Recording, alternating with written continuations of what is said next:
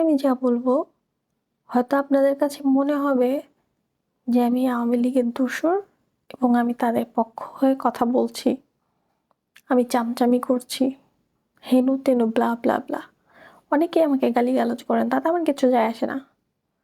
আপনার মুখে থাকবে, আপনার মুখের বাণী আপনার মুখেই থাকবে, আমার কিছু আসবে যাবে না ইনশাআল্লাহ।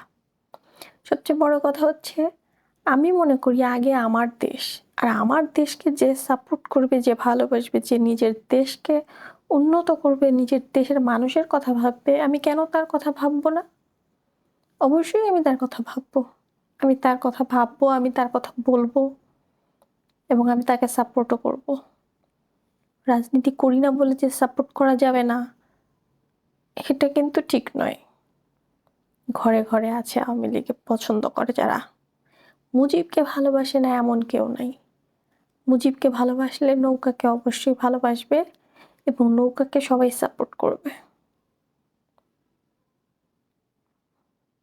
তাই আপনি কি বললেন না বললেন তাতে আমার কিচ্ছু যায় আসে না। আপনার মুখের গালি আপনার মুখেই থাকুক।